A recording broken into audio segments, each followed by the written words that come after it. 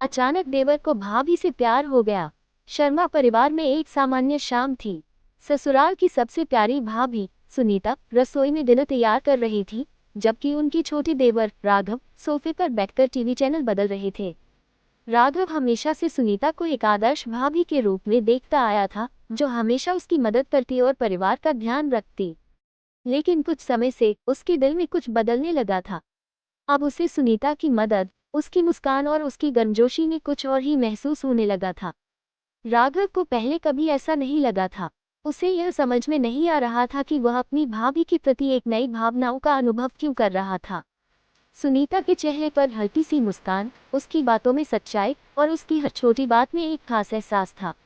राघव अब उसे केवल अपनी भाभी के रूप में नहीं देखता था, बल्कि वह उसे एक ऐसी महिला के रूप में महसूस करता था, जो उसकी जिंदगी में कुछ खास जगह बनाती जा रही थी। कुछ महीने पहले जब राघव कॉलेज की छुट्टियों में घर वापस आया था, तभी उसने सुनीता में कुछ बदलाव महसूस किया। वह पहले से ज्यादा सुंदर और आत्मविश्वासी लगने लगी थी। घर में छोटे छोटे कामों में उसकी मदद करने का तरीका राघव को अब और भी आकर्षित करने लगा था। राघव का दिल अब हर वक्त सुनीता के बारे में ही सोचता रहता था। एक शाम जब राघव और सुनीता साथ में डिनर कर रहे थे, राघव ने सुनीता को एक अलग नज़र से देखा। उसकी हंसी, उसकी बातें और उसकी आदतें और ये उसे अब और भी प्यारी लगने लगी थी। उसी रात राघव को एहसास हुआ कि वह अपनी भाभी से सच्चे दिल से प्यार करने लगा है।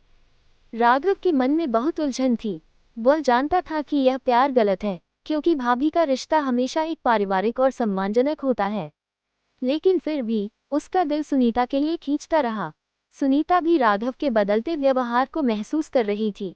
राघव अब पहले से ज्यादा उसे ध्यान से देखता था, उसकी मदद करता और हर वक्त उसकी मौजूदगी में उसे नजरें मिलाने की कोशिश करता था। सुनीता को समझ में आ गया था कि कुछ बदल चुका था, लेकिन वह इस बदलाव को समझ नहीं पा रही थी।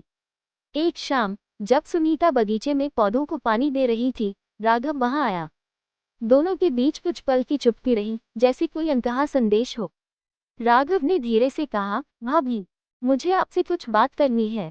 सुनीता ने उसे देखा और पूछा, क्या हुआ राघव, तुम बहुत गंभीर क्यों लग रहे हो।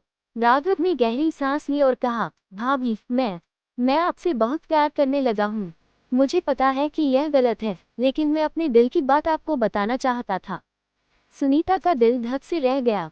वह चुप रही, उसकी आंखों में उलझन और अविश्वास था। राघव की बातों ने उसे झकझोर दिया था, लेकिन फिर भी उसे अपनी स्थिति का एहसास था।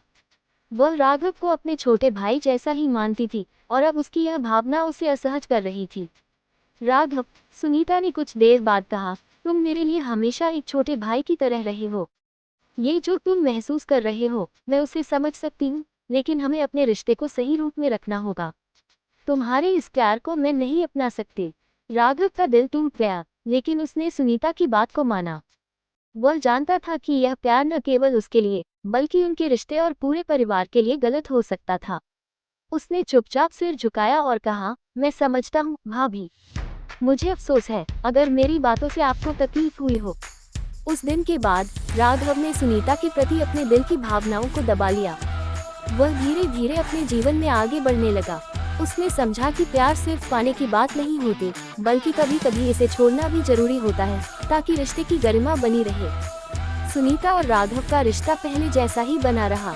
वह अब भी एक दूसरे से पहले जैसा ही व्यवहार करते थे, लेकिन राघव ने अपनी भावना को मन में दबाकर इसे स्वीकार कर लिया था। उसने ये समझ लिया कि प्यार में कभी कभी हमें समझदारी और सम्मान की आवश्यकता होती है, और यह ज्यादा जरूरी है कि हम अपने रिश्तों को सही तरीके से निभाएं।